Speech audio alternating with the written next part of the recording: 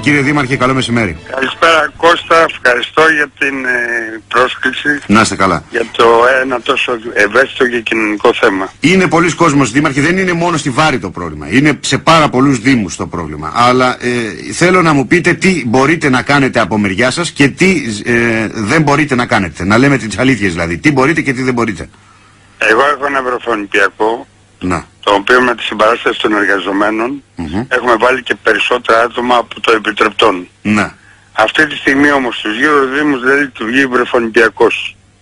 Έχω λοιπόν σε εκκρεμότητα άλλες 30 αιτήσεις οικογενειών κατά του πίστο φτωχών οι οποίοι περιμένουν με αγωνία να πάρουμε τα παιδιά του σταθμό. Ναι.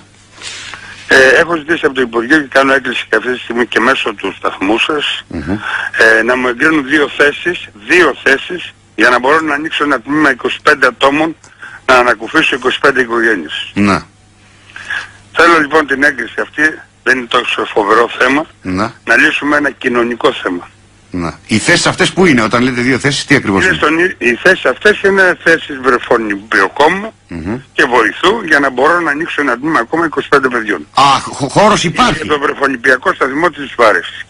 Και επαναλαμβάνω ότι συγχαρητήρια στην διευθύντρια και στο προσωπικό που θα δουλέψουν πολύ περισσότερο από αυτό που πρέπει. Να.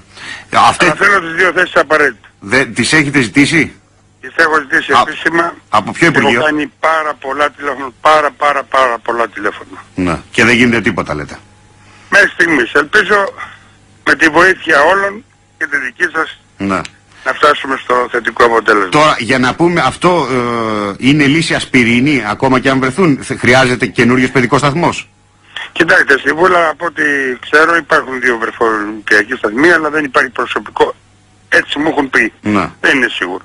Σίγουρα όμως είναι αυτή τη στιγμή η μοναδική λύση στην περιοχή. Και στο υπόψη ότι πολλοί ιδιωτικοί σταθμοί οι οποίοι δεν φτάνουν και αυτοί έχουν κλείσει. Άρα έρχομαι στο αντικείμενο ότι όπως είπε και ένας γονιός, εγώ θα φύγω, θα πάω στη Γερμανία, δεν μπορώ άλλο. Τώρα, όταν σε μια οικογένεια παίρνουν 1.000 ευρώ και αναγκαστούν να δώσουν το παιδάκι στο βρεφονιπιακό 500-600, δεν μπορεί να ζήσει η οικογένεια.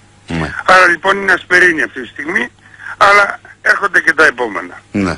Τότε πρέπει, δεν ξέρω. Τα επόμενα ότι ήδη από το ΕΣΠΑ έχω κατοχυρώσει ένα βρεφονιπιακό και άλλον ένα προγραμματική σύμβαση με την Ομαρχία. Άρα την επόμενη χρονιά πιστεύω ότι θα ξεκινήσουν 2 στην περιοχή της Βάρης. Μπράβο.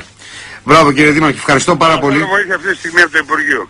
Να δούμε. Σας ευχαριστώ πάρα πολύ. Θα επανέλθουμε αν χρειαστεί. Γεια σας κύριε Δήμαρχε. Καλή δύναμη να έχετε.